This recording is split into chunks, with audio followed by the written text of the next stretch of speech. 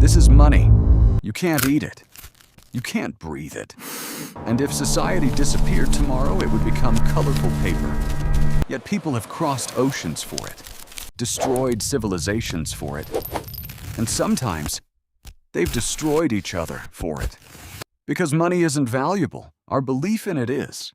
And humans have done some horrifying things to protect that belief. In 1637, the Dutch became obsessed with tulips. Not gold, not land, flowers. One rare tulip bulb became worth more than an entire house. People sold businesses, borrowed money, bet their life savings, all for flowers. Then one day, someone refused to buy. The entire market collapsed. Fortunes disappeared overnight, and the world learned an important lesson. Actually, no, it didn't, because humans have repeated this exact mistake for the next 400 years. Different names, same story. The dot-com bubble, the housing crash, meme stocks, crypto. Humans don't just chase money. They chase the feeling that they're getting rich before everyone else. Throughout history, one of the easiest ways to make money has been to sell hope. Miracle cures, fake medicines, magic investments. People once sold radioactive water as a health drink.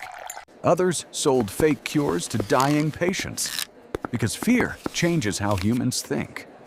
Desperate people don't buy products, they buy possibilities. And there will always be someone willing to sell them one. In 1920, Charles Ponzi made a discovery. You don't need to create value. You just need to promise wealth. Thousands of people gave him their savings. Not because they were stupid, because getting rich quickly is one of the most powerful fantasies ever created. The scheme collapsed. It's coming down! People lost everything. And then humanity learned its lesson. Run! Which is why nobody has ever fallen for another Ponzi scheme ever again. Unfortunately, that's exactly what keeps happening. Because every generation believes they'll be the one smart enough to beat the system. And every generation discovers the same truth. Easy money is usually expensive. The darkest things humans do for money aren't always crimes. Sometimes they're perfectly legal. Forests disappear. Rivers become poisoned. Entire species vanish. Because the rewards are immediate. The consequences are distant. And humans have always struggled to sacrifice today's profits for tomorrow's problems. We cut down trees in minutes, but forests need centuries to return. Money often asks one question: how much can I gain today? Nature asks another: what will it cost tomorrow?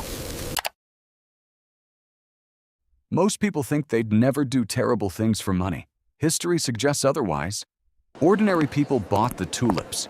Ordinary people joined the schemes. Ordinary people ignored the consequences. Because money doesn't just buy things. It changes how we justify things. The question isn't, would you do something terrible for money? The question is, how much money would it take before you convinced yourself it wasn't terrible? Because the scariest part of history isn't that monsters existed. It's that ordinary people can do extraordinary things when enough money is involved. Money built cities, created medicines, lifted billions out of poverty. But it has also inspired some of humanity's darkest moments, which makes money one of the strangest inventions ever created. It's just a paper. Yet entire civilizations have spent thousands of years proving they'll do almost anything to get more of it. And maybe that's the real story of money. Not what it buys, but what it reveals about us.